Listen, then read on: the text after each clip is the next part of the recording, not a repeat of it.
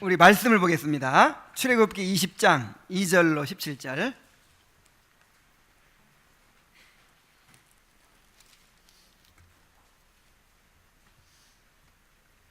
말씀은 나중에 봅시다. 나중에 나와요. 자, 지난주에 우리가 뭐에 대해서 배웠죠? 회개에 대해서 배웠죠. 회개. 진정으로 회개한 사람들은요, 무엇을 통해 알 수 있을까요? 회개에 합당한 열매가 있어요. 세례 요한이 그랬잖아요. 회개에 합당한 열매를 맺어라, 이렇게. 그 회개에 합당한 열매가 뭐냐? 그것이 바로 선행이에요. 선행. 그러니까 죄는 옛사람이 죽고 새 사람으로 사는 것인데, 옛사람이 죽는다는 것은 죄를 슬퍼하고 미워하고 버리는 거라 그랬죠. 자, 이걸로 끝이에요? 그게 아니라 대신 하나님 안에서 즐거워하고 하나님의 뜻을 행하는 것을 즐거워하는 거라 그랬잖아요. 그리고 선행을 기뻐하는 거라 그랬잖아요. 이것으로 나타나야 이게 회개란 말이에요. 그래서 회개는 회개에 합당한 열매를 맺게 되는데, 그 회개에 합당한 열매라는 게 뭐예요? 선행입니다. 근데 뭐가 선행이라고 그랬어요? 세 가지 조건이 이제 갖춰져야 한다 그랬죠. 첫째는 신앙에 근거해서, 그 다음에 율법에 따라서, 그리고 하나님의 영광을 위하여 행하는 것이 선행이라고 그랬어요. 그래서 우리가 이제 회개한 사람들은 선행을 이제 해야 되는데, 그 선행을 하려면 그 선행의 기준이 되는 율법에 대해서 알아야 되겠죠. 그래서 오늘부터 시작해서 이제 11주 동안 십계명에 대해서 배우게 됩니다. 자, 먼저 십계명이란 무엇인가를 보겠습니다. 92문에 오늘 읽으려고 했던 본문 다 나와 있어요. 꽤 깁니다. 자, 우리 한번 같이 읽습니다. 자, 시작. 율법이 무엇입니까? 답. 하나님께서는 다음과 같이 말씀하셨습니다. 나는 너를 애굽 땅 종되었던 집에서 인도하여 낸 내 하나님 여호와로라. 제1계명. 너는 나 외에는 다른 신들을 내게 두지 말라. 제2계명. 너를 위하여 새긴 우상을 만들지 말고, 또 위로 하늘에 있는 것이나 아래로 땅에 있는 것이나 땅 아래 물속에 있는 것에 어떤 형상도 만들지 말며 그것들에게 절하지 말며 그것들을 섬기지 말라. 나 내 하나님 여호와는 질투하는 하나님인즉 나를 미워하는 자의 죄를 갚되 아버지로부터 아들에게로 3-4대까지 이르게 하거니와 나를 사랑하고 내 계명을 지키는 자에게는 1000대까지 은혜를 베푸느니라. 제3계명. 너는 내 하나님 여호와의 이름을 망령되게 부르지 말라. 여호와는 그의 이름을 망령되게 부르는 자를 죄 없다 하지 아니하리라. 제4계명. 안식일을 기억하여 거룩하게 지키라. 엿새 동안은 힘써 내 모든 일을 행할 것이나 일곱째 날은 내 하나님 여호와의 안식일인즉 너나 내 아들이나 내 딸이나 내 남종이나 내 여종이나 내 가축이 내 문 안에 머무는 객이라도 아무 일도 하지 말라. 이는 엿새 동안에 나 여호와가 하늘과 땅과 바다와 그 가운데 모든 것을 만들고 일곱째 날에 쉬었습니다. 그러므로 나 여호와가 안식일을 복되게 하여 그날을 거룩하게 하였느니라. 제5계명. 내 부모를 공경하라. 그리하면 내 하나님 여호와가 내게 준 땅에서 내 생명이 길리라. 제6계명. 살인하지 말라. 제7계명. 간음하지 말라. 제8계명. 도둑질하지 말라. 제9계명. 내 이웃에 대하여 거짓 증거하지 말라. 제10계명. 내 이웃의 집을 탐내지 말라. 내 이웃의 아내나 그의 남종이나 그의 여종이나 그의 소나 그의 나귀나 물은 내 이웃의 소유를 탐내지 말라. 자, 이것이 하나님의 율법이에요. 원래 율법은 자연법으로 주어졌어요. 자, 자연법이 뭡니까? 그냥 본성적으로 알게 되어 있는 법을 자연법이라고 해요. 자, 아담과 하와라든지 아담과 하와가 하나님의 율법을 알았을까요? 몰랐을까요? 어떻게 살아야 하나님의 뜻인지 알아요? 몰라요? 알죠? 하나님께서 인간의 마음속에 하나님의 법을 넣어주셨어요. 그래서 아담과 하와는 살인하지 말라 이 말씀을 이 십계명이 없었어도 살인하면 안 된다는 거 알아요? 몰라요? 알죠? 우상을 섬기지 말라는 것도 알죠? 다 자연적으로 알아요. 이게 무슨 법? 자연법. 그래서 처음에는 이런 십계명 이런 게 주어지질 않았단 말이에요. 그런데 인간이 타락하고 부패하면서 이 자연법, 양심으로 깨달아 알 수 있는 이 기능이 망가져 버렸어요. 그래서 양심이 있긴 있지만 양심에 털이 났어. 그래가지고 하나님의 뜻을 잘 분별하고 그렇게 죄를 인식하지를 못해요. 로마서 1장 20절로 23절에 보면은 창세로부터 그의 보이지 아니하는 것들 곧 그의 영원하신 능력과 신성이 그 만드신 만물에 분명히 보여 알려졌나니 그러므로 그들이 핑계하지 못할지니라 그랬어요. 분명히 하나님을 알만한 것을 마음속에 심어 주셨어요. 그러나 하나님을 알되 하나님을 영화롭게도 아니하며 감사치도 아니하고 오히려 그 생각이 허망하여지며 미련한 마음이 어두워졌나니. 자, 미련한 마음이 어떻게 되어버렸어요? 어두워져 버렸어요. 그래서 스스로 지혜에 있다나 어리석게 되어 썩어지지 아니하는 하나님의 영광을 썩어질 사람과 새와 짐승과 기어다니는 동물 모양의 우상으로 바꾸었느니라 그랬어요. 그래서 이제는 이 양심의 기능이 이제 망가져 가지고 죄를 인식할 수가 없어요. 하나님의 뜻을 정확하게 인식할 수가 없어요. 저 아랍 사람들은 부인을 4씩 두고 살면서도 아무 양심의 가책에 못 느껴. 뭐 하나님을 섬기지 않으면서도 전혀 양심의 가책을 느끼지 않고 살아가지고 사람들이 지금. 그래서 하나님께서 이제 성문법을 주십니다. 이 기록해가지고 법을 딱 주세요. 그것이 바로 모세의 율법입니다. 그래서 하나님의 율법은 자연법과 그다음에 뭐가 있어요? 성문법인 모세의 율법이 있어요. 근데 모세의 율법은 다시 3가지로 나뉘어집니다. 의식법, 시민법, 도덕법이죠. 자, 의식법은 뭐예요? 제사 제도라든지 절기라든지 하는 이런 이걸 제사법이라고도 해요. 이런 법이 있고, 그 다음에 시민법은 뭐냐면 하나님께서 하나님 나라의 모형으로 이스라엘 나라를 이렇게 택하셨잖아요. 그래서 이스라엘 나라를 이제 유지하기 위한, 이스라엘 나라를 세우고 유지하기 위한 그런 법이죠. 그런데 예수님께서 이 땅에 오심으로써 이 의식법과 시민법은 폐해졌어요. 그 율법이 폐했다 할 때는 그걸 말하는 거예요. 의식법과 시민법은 이제 예수님이 다 이루셨어요. 그래서 폐해졌습니다. 그런데 이 십계명은 도덕법의 요약이거든요. 그래서 십계명은 폐하해질 수가 없어요. 십계명은 하나님의 백성들의 삶의 규범으로 주어진 영원한 것입니다. 자, 이 십계명이 얼마나 중요한 것인가를 십계명이 기록된 그 방식을 보면 알아요. 자, 하나님께서 이스라엘 백성에게 이제 율법을 주시는데 출애굽기 20장부터는 율법에 대해서 끝까지 이제 40장까지는 율법에 대해서 나오는데 가장 먼저 주신 법이 무슨 법이에요?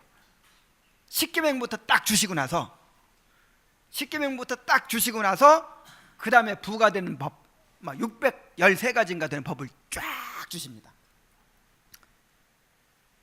그래서 이제 그 의식법, 도덕법도 사실은 의식법과 시민법도 사실은 십계명을 지키기 위해서 주신 거예요. 그래서 십계명의 첫 번째 부분을 잘 지키도록 의식법을 주신 것이고, 그 다음에 인간에 대한 법 있죠. 후반부 그 두 번째 부분을 잘 지키도록 하시기 위해서 이제 그 시민법을 또 주신 것이죠. 그래서 이 십계명이 모든 법의 기초이고 또 그 십계명에서 이제 다른 법들이 다 나온다는 것을 볼 수 있습니다. 구약의 모든 율법이요. 그 다음에 두 번째로 이 십계명은요, 하나님이 직접 이스라엘 백성에게 말씀하신 거예요. 이스라엘 백성들이 이제 막 벌벌벌 떨고 있는 상황에서 이 구름 속에서 빛이 번쩍번쩍하면서 막 번개가 치면서 나는 너를 애굽 땅에서 인도하여낸 너의 하나님 여호와로라 이렇게 말씀하시면서 너는 나 외에는 다른 신을 내게 있게 말지니라, 이런 식으로 하나님의 음성이 직접 들리는 거예요. 이스라엘 백성들에게 직접. 모든 다른 말씀들은 누구를 통해서 말씀하셨죠? 모세를 통해 말씀하셨죠. 근데 이것은 얼마나 중요한지 직접 이스라엘 백성에게 말씀하셨단 말이에요. 그리고 이 십계명은요, 하나님이 직접 썼어요. 어디다 썼어요? 돌판에 썼어요. 그것도 2번씩이나. 돌판에 써서 줬더니 모세가 그거 가지고 이제 내려와 보니까 뭐 하고 있어요? 금송아지 만들어 놓고 난리법석이야. 뭐 화가 나가지고 그냥 확 깨뜨려 버렸죠. 그러니까 하나님이 다시 썼어요. 또 이게 얼마나 중요하면 하나님이 직접 기록해요. 직접 2번이나. 그 다음에 이 십계명은요, 지성소 안에 있는 언약궤 안에 보관하도록 하나님께서 명령하셨어요. 그러니까 언약궤 속에 뭐가 들어있을까요? 이 십계명이 들어있는 거예요. 십계명에 2 돌판이 들어있는 거예요. 그래서 이 십계명이 얼마나 중요하다는 사실을 알 수 있어요. 이 십계명은 이스라엘 백성뿐만 아니라 시대를 초월한 모든 하나님의 백성들이 지켜야 할 법입니다. 신약에서는 십계명이 폐허해진 것이 아니냐 이렇게 주장하는 사람들이 일부 있어요. 소위 세대주의자들 또는 구원파 사람들, 이런 사람들은 십계명은 신약 시대에 폐했다 그렇게 얘기합니다. 그러나 정통 교회에서는 역사 이래로 십계명은 모든 세대에 하나님의 백성들이 지켜야 될 도덕법이다 그렇게 믿고 있어요. 그래서 초대교회 이래로 교회에 처음 나오면 뭘 교육했다고 그랬어요? 사도신경, 주기도문, 십계명을 교육해 왔다 그랬죠. 자, 우리 찬송가를 봐도 뭐가 들어있어요? 사도신경, 그 다음에 주기도문, 십계명. 그래서 모든 예배 시간에 어떤 교파를 막론하고 예배 시간에 항상 이렇게 교독하는 게 있는데 사도신경, 주기도문, 십계명이에요.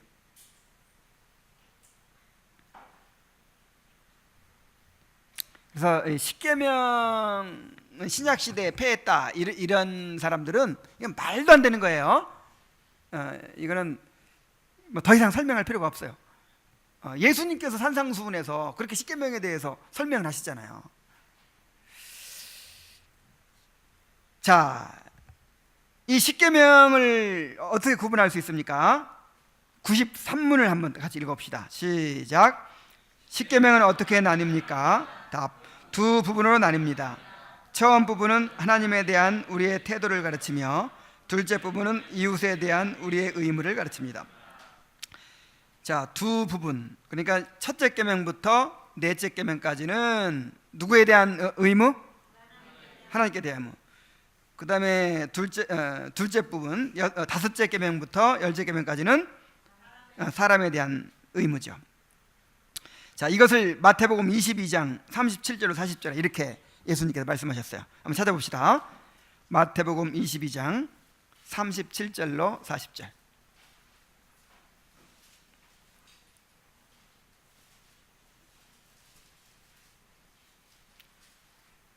자, 함께 읽습니다. 자, 시작.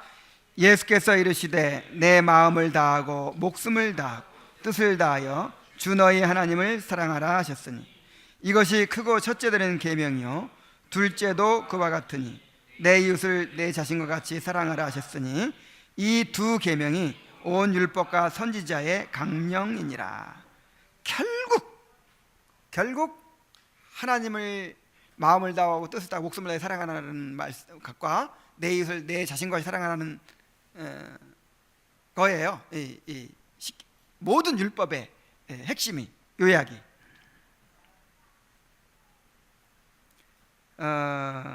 그러나 이 둘은 서로 분리되지 않습니다. 십계명 전체가 하나님을 예배하라는 것인데, 하나님을 사랑하라는 것인데, 첫 번째부터 네 번째 계명까지는 직접적으로 명하시는 것이고, 또 다섯 번째부터 열 번째 계명은 간접적으로 명하시는 것이죠. 그러니까 우리가 이웃을 사랑하는 것과 하나님을 사랑하는 것이 분리돼야 안 돼요? 안 돼요. 우리가 하나님을 사랑해야 되는데 그 하나님을 사랑하는 방법으로 이웃을 사랑하는 거예요.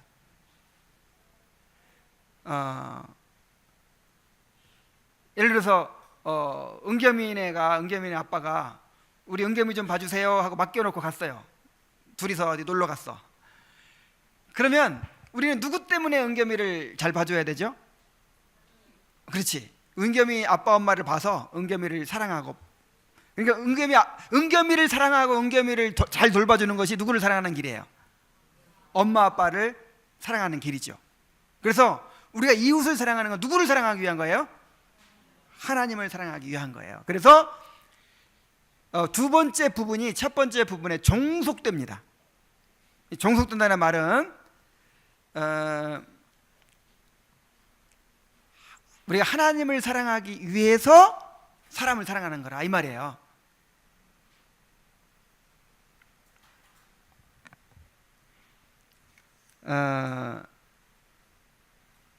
하나님을 온전히 사랑하지 않으면서 진정으로 사람을 사랑할 수가 없어요.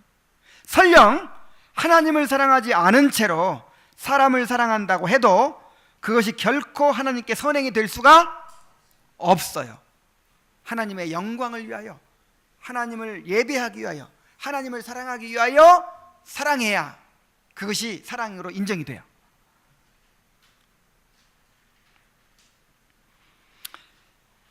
자, 이제 세 번째로 십계명의 서언을 봅시다. 십계명은 다음과 같은 서언으로 시작됩니다. 자, 오늘 이거 외우기로 했는데 다 외웠나요?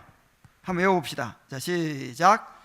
나는 너를 애굽 땅 종되었던 집에서 인도하여 낸 내 하나님 여호와로라.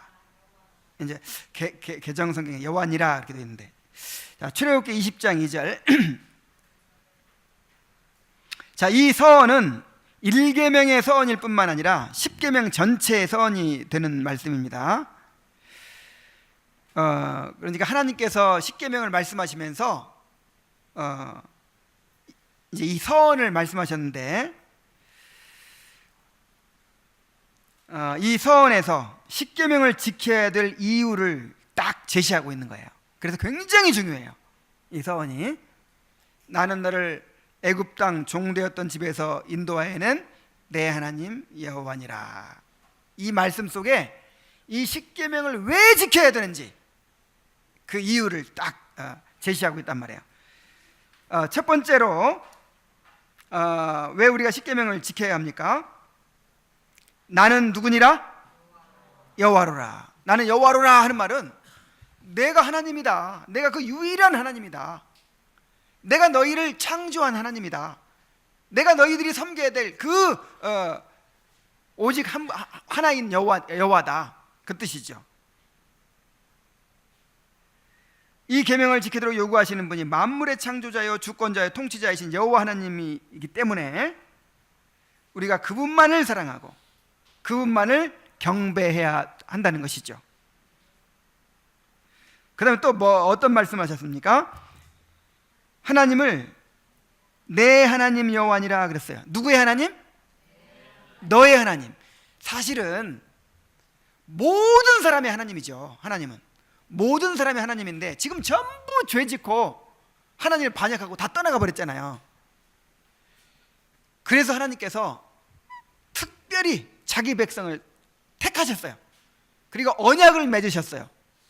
자, 하나님과 맺은 언약의 내용이 뭐예요? 언약은 항상 한 가지 내용이 있다 그랬죠. 뭐예요? 나는 너의 하나님이 되고 너는 내 백성이 되고 되리라. 너는 내 백성이 되고 나는 너희 하나님이 되리라. 자, 이게 언약의 내용이에요. 그래서 지금 이 십계명은요, 하나님과 언약 체계를 하면서 하나님께서 주신 말씀이에요. 하나님과 이스라엘 백성들이 언약 체계를 하면서 이제 주신 말씀이에요. 너희들 이제 나하고 언약을 맺었으니 나는 너희들의 하나님이 되고 너희들은 나의 백성이 되기로 약속을 했으니 이제 내가 명령하는 명령을 지켜라, 이렇게 하시면서 십계명을 주신 거예요.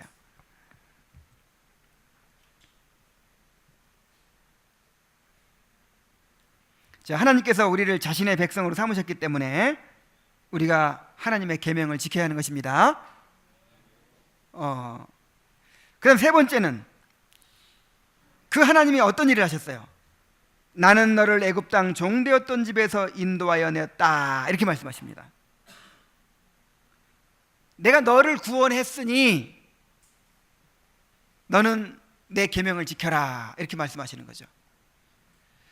자, 하이델베르크 여러분 다 그 구조 가운데 맨 처음에 자신의 죄와 비참을 알아야 되고, 그 다음에 어떻게 구원받는지 알아야 되고, 그 다음 세 번째가 뭐예요? 이 죄와 비참의 상태에 건져주신 하나님께 어떻게 감사를 드려야 될지를 우리가 지금 배우고 있는 것이죠. 그래서 우리를 구원해 주셨으니 우리를 구원하신 하나님께 감사와 순종을 드리는 것이 마땅하다는 것이죠. 로마서 12장 1절에서 바울이 그렇게 고민합니다. 그러므로 형제들아, 내가 하나님의 모든 자비하심으로 너희를 권하노니. 자, 모든 자비하심으로 너희를 권한다, 이게 무슨 말이냐면, 야, 너희들 한번 생각해봐라. 하나님께서 얼마나 큰 자비를 베푸셨는지 생각해봐라. 너 이렇게 큰 은혜를 받았지 않느냐. 그러니까 내가 너희들한테 권면한다, 그 뜻이에요. 자, 어떻게 살아야 돼요? 은혜 받은 사람들은 너희 몸을 하나님이 기뻐하시는 거룩한 산 제물로 드리라. 이는 너희가 드릴 영적 예배니라. 이것이 구원받은 자들의 당연한 반응이에요. 바울 사도가 다메섹으로 가다가 예수님을 만났어요. 주여, 뉘시니까 나는 네가 핍박하는 예수라. 그러면서 내가 너를 이방인의 사도로 세웠도다 하시는 거예요. 그때 바울이 이제, 이분이 하나님이셨구나, 내가 하나님을 배반하고 살았구나, 그 나를 죽여버리지 않으시고 지옥에 던져버리지 않으시고 그런 나를 이렇게 구원해 주시는구나 깨달았어요. 그때 바울의 첫 마디가 뭐예요? 주여, 내가 무엇을 하리이까. 요 말 안 나오면 이건 이 말이 안 되죠. 사람이 아니죠. 우리도 다 바울처럼 구원받은 거예요. 자, 구원받고 나서 무슨 말 해야 돼요? 구원받았어? 천국행 티켓이 확보됐어? 구원의 확신이 있어? 이제는 이제 대충 살아도 되겠구나. 이제 내 마음대로 살아도 되겠구나. 이거 구원받은 게 아니에요. 그죠? 어떤 반응이 나와야 한다고요?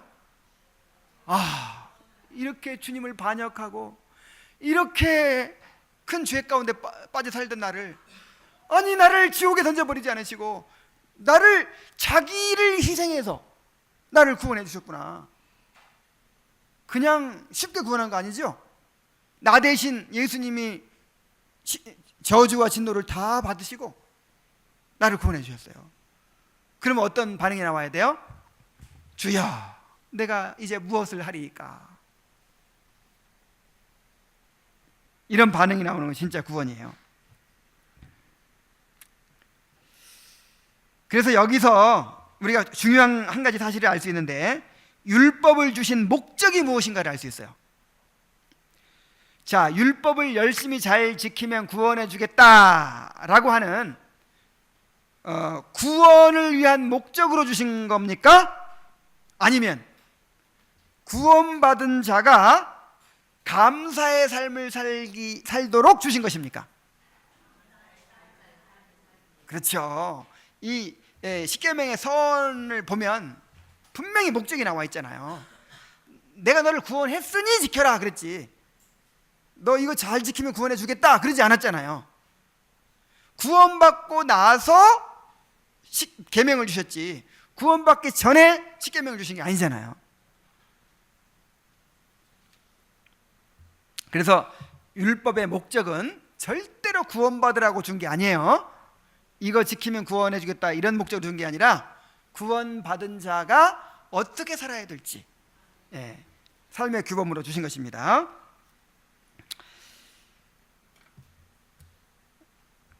그러나 아직 구원받지 못한 사람들에게는 이것이 이제 죄를 깨닫게 하는 그런 역할도 합니다. 아직 구원받지 않은 사람들에게는 이제 이것이 내 죄를 드러내는 그런 수단이 돼요. 그래서 구원받기 전에도 율법의 말씀을 잘 들어야 돼요. 자, 그 다음에 네 번째로 십계명을 올바로 이해하기 위한 원리들을 우리 한번 살펴봅시다. 첫째, 십계명은 영혼에 관한 것입니다. 영적인 것입니다. 영적인 것.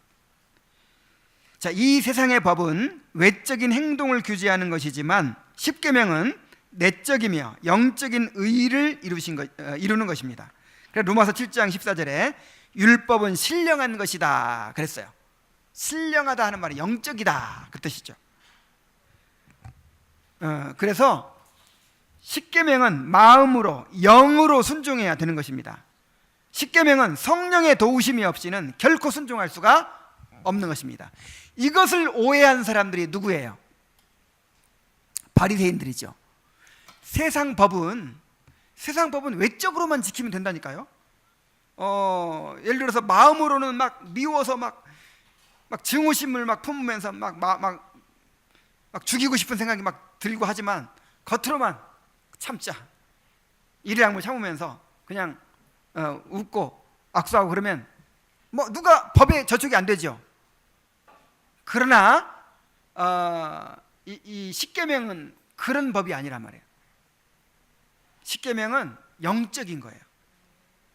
내적인 거예요. 그래서 마음까지도 이제 십계명의 판단을 받는 것입니다.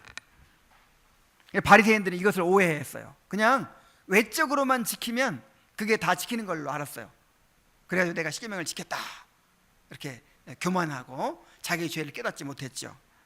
그래서 십계명은 영적인 것이다, 영적인 문제를 다룬다 하는 것을 기억을 해야 됩니다. 그 다음에 십계명의 각 조항들은 그 의도와 목적을 바로 이해하는 것이 중요합니다. 자, 십계명을 주신 목적이 뭐라 그랬죠? 예수님이 두 가지로 딱 요약했죠. 마음을 다하고 뜻을 다하고 목숨을 다하여 내 하나님 여호와를 사랑하라. 그리고 내 이웃을 내 몸같이 사랑하라. 자, 사랑하라고 주신 것이다.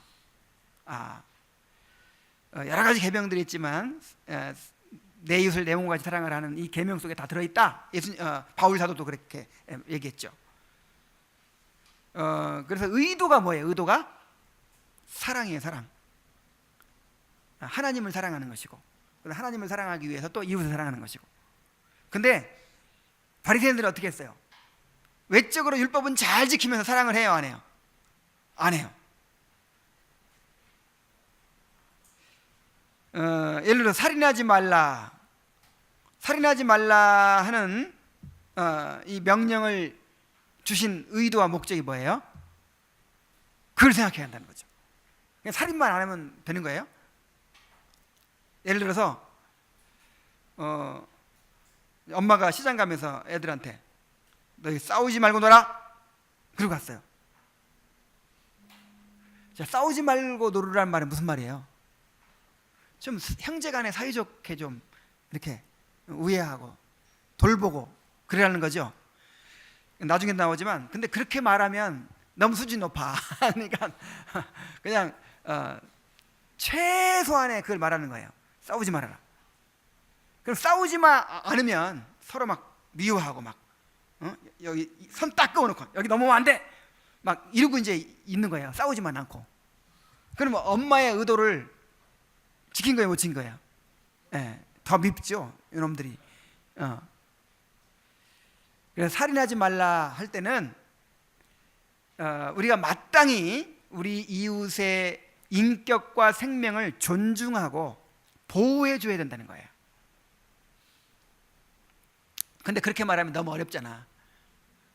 그러니까 이제 살인하지 말라 이렇게 표현하는 것이죠. 그래서 의도를 항상 생각해야 한다는 것이죠. 그 다음 세 번째는 연관되어 있는데, 십계명의 각 조항들은 말로 표현하는 것 이상의 내용이 포함되어 있습니다. 선한 것을 명령하실 때는 악한 것을 금하는 것까지 포함되는 것이고, 악한 것을 금할 때는 선한 것을 명하시는 것도 들어 있습니다. 모든 행위를 자세하게 열거하는 대신에 대표적인 한 가지 행위를 딱 제시하는 거예요. 그걸 이제 소위 제유법이라 그래요. 제유법. 사람이 떡으로만 사는 것이 아니요, 하나님의 입으로 나오는 모든 말씀으로 사는 것이니라 그랬죠. 떡으로만 사는 것이 아니요 할 때 이 떡은 제유법이에요. 그러니까 떡을 통해서, 떡이 뭘 나타내는 거죠? 육신적인 삶을 나타내는 거예요. 필수적이지만, 없어서는 안 되겠지만 영적인 것이 아닌 육신적인 모든 걸 가리키는 거예요. 이 떡 속에 어떤 사람이 그렇게 얘기하냐, 맞지, 사람이 떡만 먹고 살 수 없지, 밥도 먹어야, 반찬도 먹어야 되고 뭐 물도 먹어야 되지, 뭐 이런 말 하는데 그 속에 다 들어있다니까요. 그러니까 이 떡으로만 살 수 없다 이 말은 그냥 우리 육신 생활 전체를 다 포함시키는 거예요. 여기다가 뭐 직장 생활도 떡과 관련된 일이고, 그다음에 뭐 교육 문제도 그렇고 건강 문제도 그렇고, 하여간 우리가 이 땅에 살아가는 육신 생활에 모든 것이 다 들어있어요. 떡. 그래서 인간은 영혼을 가진 존재이기 때문에 이 육신 생활만 관심 가지고 그 육신 생활만 신경 써서는 안 된다 그 말이죠. 중요한 게 뭐예요? 영혼이 구원받아야지. 그래서 우리 영혼의 구원을 위해 살아야지. 하나님을 알아가고 구원을 이루어 가야죠. 그 말이죠. 그런 것처럼 십계명도 살인하지 말라, 도둑질하지 말라,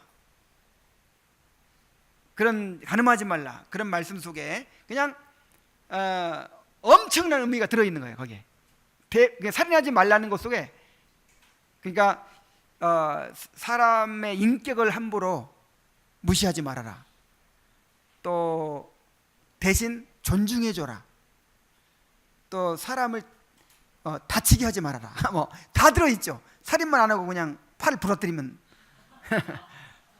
되나요? 팔 부러뜨리지 말아라, 머리털 하나 건드리지 말아라, 다 들어있는 거야. 인격을 존중해라, 욕하지 말아라, 미워하지 말아라, 다 들어있는 거예요.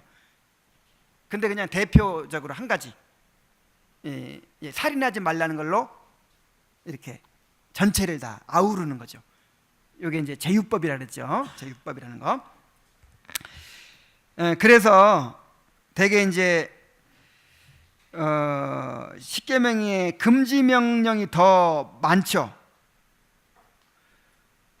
하라는 명령은 2가지, 하지 말라는 것이 8가지예요. 인간은 죄가 명백하게 드러나지 않으면 그냥 덮어버리려고 합니다. 그래서 가장 악한 행위를 대표적으로 제시해서 죄에 대한 두려움과 혐오를 갖게 만드시는 것입니다. 그러니까 아까 그 아이들한테 말한 거하고 똑같아요. 시장 가면서 엄마가 바라는 건 이거예요. 정말 더 둘이만 남으면 동생은 그냥 형은 동생 돌봐주고, 동생은 그냥 형한테 말 잘 듣고, 둘이서 오손도손 야 우리 공부하자. 이렇게 하기를 바라죠. 근데 야 너희들 서로 사랑해라 그러고 가면 얘네들은 지금 그냥 눈만 뜨면 싸우는데 통해요, 안 통해요? 그러니까 싸우지 마라. 그리고 가는 거예요. 싸우지라는 말하는 말 속에 엄마의 그 소망이 다 들어있는 거죠. 그래서 금지 명령으로 부정적인 형식으로 그렇게 표현이 되었지만 사실은 그 속에 긍정적인 명령이 들어있다는 거예요.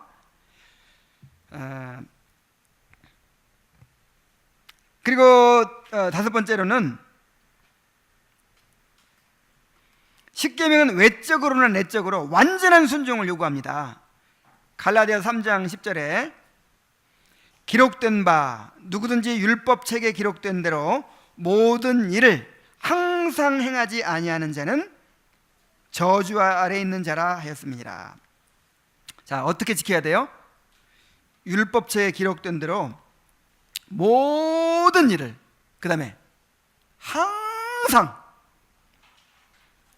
행하지 않으면 저주 아래 있는 자라. 그러니까 율법을 지키지 못한 거란 말이죠. 그래서 율법이 요구하는 바가 뭐예요? 모든 일을 항상 완벽하게 지키는 걸 요구하는 거예요. 그러니까 율법을 지키는 사람이 있겠어요, 없겠어요? 없죠. 자, 여섯 번째로 십계명은 전체가 하나의 계명입니다. 한 가지만 범해도 전체를 범한 것이 됩니다. 야고보서 2장 10절에 그렇게 말씀했어요. 누구든지 온 율법을 지키다가 그 하나를 범하면 모두 범한 자가 되나니. 그게 사실 우리가 그냥 구분하기 쉽게 죄를 명확히 알기 쉽게 이렇게 나눠 놓은 것이지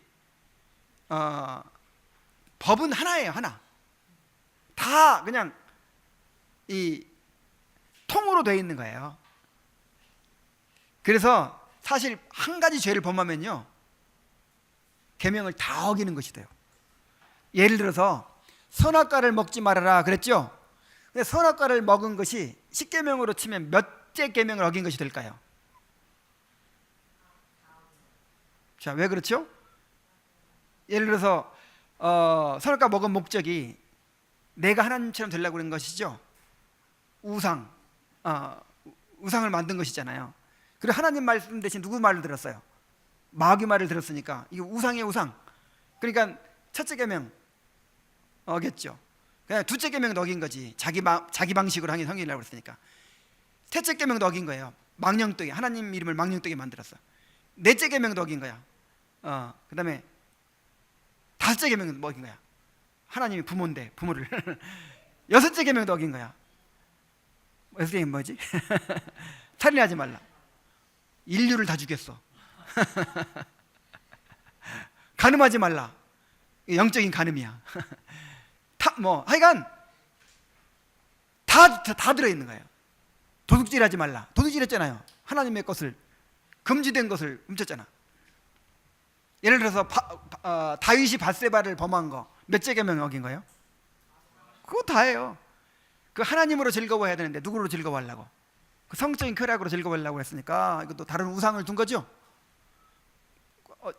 첫째 어기면 당연히 둘째도 어기는 것이고, 망령되게 하나님의 이름을 얼마나 망령되게 만들었어요. 그 다윗이 하나님의 대리자인데. 그 다음에 또 뭐도 어긴 거지? 남의 거야. 남의 거. 밧세바는 남의 여자야. 도둑질했어. 간음했어. 그래서 살인했어요. 그러니까 다 범하는 거예요. 다 연결되어 있는 거예요.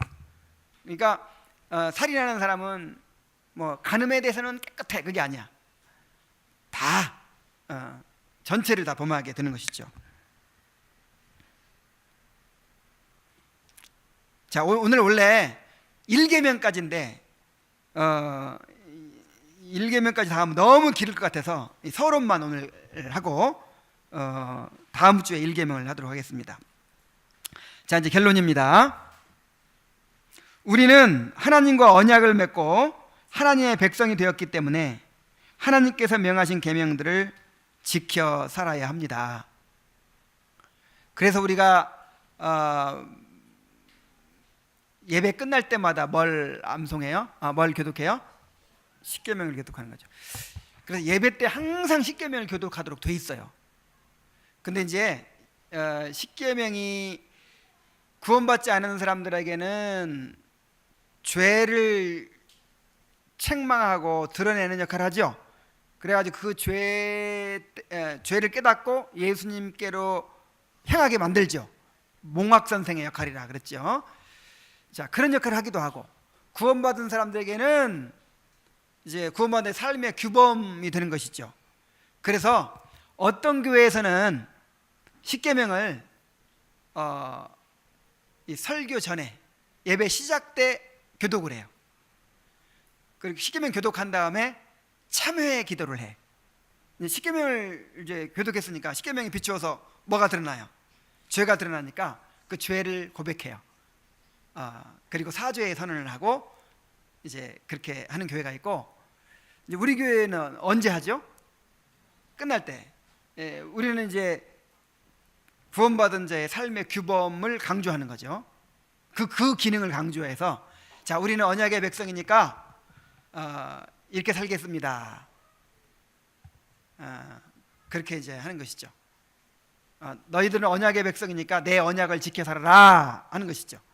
우리도 그렇게 살겠습니다 하고 다시 한번 언약을 재확인하는 거예요. 언약을. 그래서 이제 우리도 이렇게 예배 끝날 때도 한번 하고, 또 나중에 이제 좀 바꿔가지고 예배 전에도 또 하고 그렇게 할 거예요. 그래서 이 계명을 마음에 새기고 우리 삶의 원칙으로 삼아서 살아야 합니다. 그래서 오늘부터 시작해서 이제 이 10가지 언약의 말씀들을 차례차례 배워갈 텐데, 사실 이 십계명은 기본적으로 외우고 있어야 돼요. 십계명 다 외우고 있는 사람 손들지 마세요. 아주 덜컹했죠. 그래서 오늘부터 이제 한 주에 한 계명씩 하는데 이걸 외우도록 합시다. 간단하게 외워요. 그냥 그 복잡한 밑에 설명들은 빼고 간음하지 말라 요거만. 그래서 십계명을 다 외우고 마음에 새기고 그렇게 또 공부해 가도록 합시다. 자, 기도하겠습니다.